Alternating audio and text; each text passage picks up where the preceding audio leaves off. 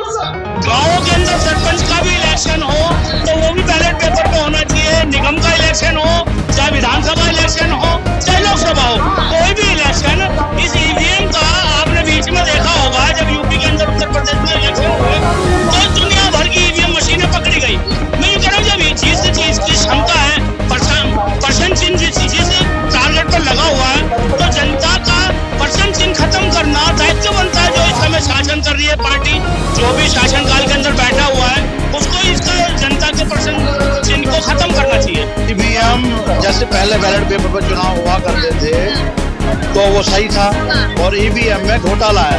घोटाले के वजह से ही ये सरकार, मोदी जो सरकार है, ये बन रही है। ईवीएम हटना चाहिए। सटीक खबरों का सीधा असर। आप देख रहे हैं एनसीआर समाचार, खबर भी असर भी। नमस्कार, मैं आपके साथ रितेशना मंगवाना और आप देख रहे हैं एनसीआर समाचार। लगातार ईवीएम को लेकर तमाम वकील, सोशल एक्टिविस्ट और तमाम बड़े नेता जो है यहाँ पर विरोध कर रहे हैं। जंतर मंतर पे मौजूद हूँ तो सीधा यहाँ पर जो लोग ईवीएम का विरोध करने के लिए आए हुए हैं उनसे सीधा बातचीत करेंगे। सर, क्यों ईवीएम का विरोध कर रहे हैं? आखिरकार ऐसी क्या कमी लग रही है आपको ईवीएम में? देखिए, ईवीएम का विरोध इसलिए किया जा रहा है क्योंकि आज जो वोटर है वो वोट डालने के बाद अपने आप को ठगा सा महसूस करता है। उसे पारदर्शिता नहीं दिखाई देती, उसे ये पूरा 100% श्योर नहीं होता कि जो वोट मैंने जिस कैंडिडेट को दिया है, जिस पार्टी को दिया है, वो वोट वहां पहुंचा या नहीं पहुंचा, तो वो अंशमंश में रहता है। और इसीलिए जब ईवीएम का निजात करने वाले देश ईवीएम को उखाड़ फेंका तो फिर इस देश के अंदर ईवीएम का, जब बैलेट पेपर से संतुष्टि हो सकती है जनता की, जब बैलेट पेपर से नागरिक को संतुष्टि हो सकती है, जब बैलेट पेपर से वोटर को संतुष्टि हो सकती है, तो बैलेट पेपर पे कराएं। अपनी ताकत, अपनी पावर का आपको महसूस होना चाहिए कि वो हमारे अंदर है जीतने की काबिलियत। ठीक है, जब प्रधानमंत्री सत्ता में नहीं थे, भाजपा सरकार सत्ता में नहीं थी, तब प्रधानमंत्री मोदी ने मंच से भी ये कहा था कि अमेरिका जैसा विकसित देश बैलेट पेपर का उपयोग करता है।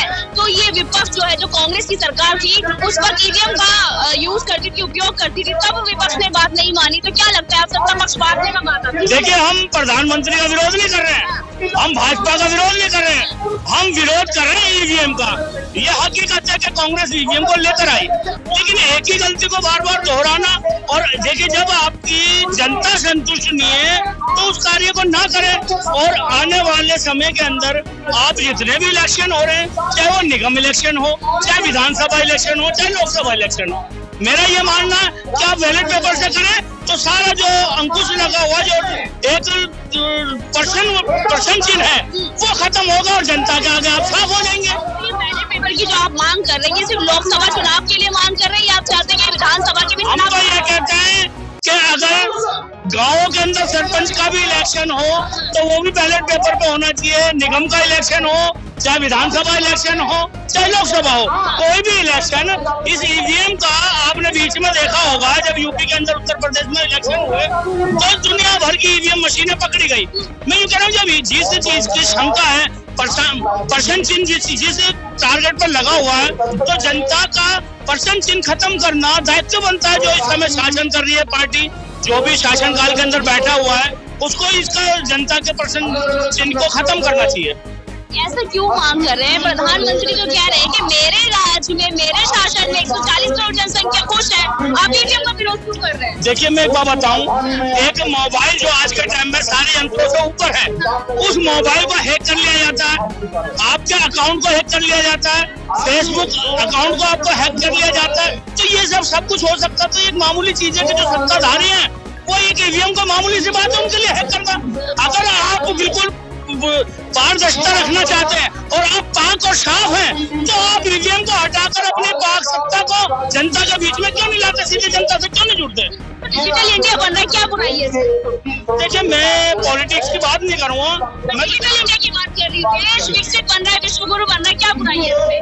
नहीं, विश्व गुरु बन रहा है ये तो मेरे को कहीं दिखाई नहीं दे रहा, लेकिन हाँ, इतना जरूर है कि आज देश करीब 40 साल पीछे हो चुका है। क्यों? क्योंकि जो जनता बिल्कुल सुख चैन आराम से रह रही थी, अमन शांति से रह रही थी, आज आप देखिए हर क्षेत्र में खलबली मची हुई है। आप देख सकते हैं, कौन से क्षेत्र में खलबली मची है? चाहे आप उत्तर प्रदेश ले लीजिए, चाहे आप दिल्ली राज्य ले लीजिए, राजस्थान राज्य ले लीजिए, किसी भी राज्य के अंदर आप चले जाए, पहले जो माहौल था, पहले जो अमन शांति थी, वो कहीं ना कहीं खंडित होती नजर आ रही है। आप भी सहमत हैं इस बात से? हाँ मैडम, सहमत है। हाँ, ऐसा क्यों लग रहा है खंडित? वही प्रधानमंत्री कह रहे हैं कि अखंड भारत बनाना चाहते हैं। जी बिल्कुल, हम चाहते हैं, हम भारत के नागरिक हैं और हम जो है ना कहीं देश जहाँ नाम से देशभक्ति भी रखते हैं और विश्व गुरु बनना चाहिए। हमारा देश नंबर 1 पे होना चाहिए, हमारी राजनीति नंबर 1 पे होनी चाहिए, हमारे यहाँ देश अमन और खुशहाल होना चाहिए। हर जनता में हर व्यक्ति नीचे से लेकर मजदूर तबके से लेकर और अपने जो जितने भी अपने चाहे कंपनी फैक्ट्री वाले हो, चाहे कितने भी बड़े अंबानी अडानी हो, सब खुशहाल होनी चाहिए। लेकिन कहीं ना कहीं मुट्ठी भर जो संपत्ति वादक हैं, जो वही खुश नजर आ रहे हैं, बाकी नीचे तबके का आदमी परेशान है, मजदूर परेशान है, सभी परेशान है। आज के टाइम में हिंदू तबका खुश है, राम मंदिर का उद्घाटन होने वाला है। नहीं, हिंदू ही नहीं, मुस्लिम भी खुश है, आपके ईसाई भी खुश है, सिख भी खुश है, लेकिन इसको गलत तरीके से जो प्रचार किया जा रहा है उससे जनता को कहीं ना कहीं घात लग रहा है। क्या गलत तरीके? गलत तरीके से देखिए, आप ट्रेन फ्री कर रहे हैं, जबकि राम को प्रचार की जरूरत नहीं है। जो राम के अंदर आस्था रखेगा वो 2 रुपए खर्च करके और वहाँ पर जाएगा अयोध्या में। लोगों को फ्री में दर्शन भी तो करवा रहे हैं ना योगी जी? नहीं, फ्री दर्शन तो होना ही है, राम मंदिरों में कहाँ पैसा लगता है, फ्री दर्शन हो रहे हैं। लेकिन मैं एक बात कर रहा हूँ कि जबरदस्ती भीड़ खड़ी करनी, यानी कि आप कोई टारगेट लेकर चल रहे हैं। लेकिन आप सिर्फ प्रचार कर दीजिए, जिसको जाना होगा वो पैसा खर्च कर अयोध्या जाएगा, जिसको जाना होगा वो आस्था से जाएगा, जिसको जाना होगा वो पूरे अपने मन से जाएगा। अब एक आदमी अगर आप चाहें कि वो ट्रेन फ्री कर दी तो उसमें 50% लोग सिर्फ घूमने जाएंगे। आप क्या कहना चाहेंगे सर? ईवीएम के विरोध में आए, क्या कहना चाहेंगे? ईवीएम जैसे पहले बैलेट पेपर पर चुनाव हुआ करते थे तो वो सही था, और ईवीएम में घोटाला है। घोटाले के वजह से ही ये सरकार, मोदी जो सरकार है, ये बन रही है। ईवीएम हटना चाहिए। कल भी हमने ईवीएम के खिलाफ मंदिर मार्ग पर अरेस्टिंग दी थी, पार्लियामेंट स्ट्रीट से चल करके भानु प्रताप जी और फराचा जी, सब लोग सोशल थे, वकील थे, सब लोग थे। कल भी मंदिर मार्ग के खिलाफ अरेस्टिंग दी थी और ये मुहिम बहुत दिन से चल रही है, तो इसके खिलाफ आज 1 दिन का धरना है। और ये ईवीएम विदेशों में भी नहीं है, हमारे देश में ही क्यों? क्या लग रहा है 1 दिन के धरने से चल जाएगी क्या? ऐसा नहीं है, ये कार्रवाई कल भी था।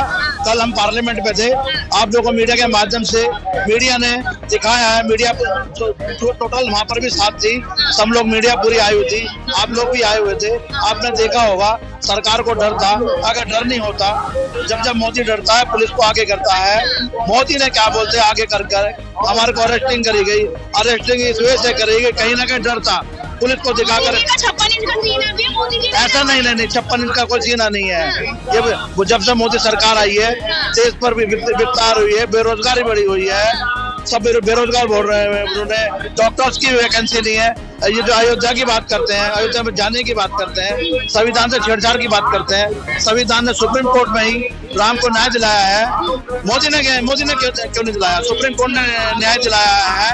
अगर राम में इतनी शक्ति होती, जो राम को लाए वही सत्ता में आए। ऐसा नहीं है। राम को आगे करके ये क्या बोलते हैं, ईवीएम से छेड़छाड़ करके दोबारा सत्ता में आना चाहते हैं। राम तो पहले भी थे, ये कोई नई बात नहीं है। अगर राम में इतनी भी शक्ति होती तो कोर्ट में नहीं जाना पड़ता। जनता कोर्ट में गई है, सब लोग कोर्ट में गए जब राम को न्याय मिला है। राम आपका ईवीएम का साथ देने वाले हैं या नहीं देने वाले? नहीं देने वाले। राम में कुछ नहीं है।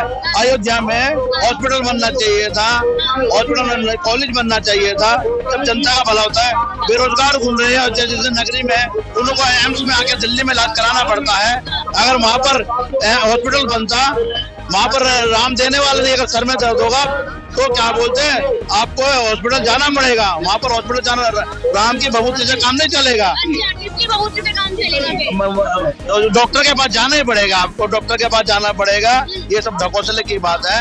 और ईवीएम ये क्या बोलते हैं, ये जब तक कारवा चलता रहेगा, जब तक ईवीएम यहाँ ये मशीनें नहीं हटेगी। अगर ईवीएम कामयाब होती तो जापान जैसे चुनाव के आने पर क्या तैयारी, अगर ईवीएम नहीं हटी तो? विरोध करेंगे। जनता सड़कों पर है, जनता सड़कों पर है। विरोध आप अब देख रहे हैं, जंतर मंतर पर पूरे देश में, आप मीडिया के माध्यम से पूरे देश में आवाज जा रही है।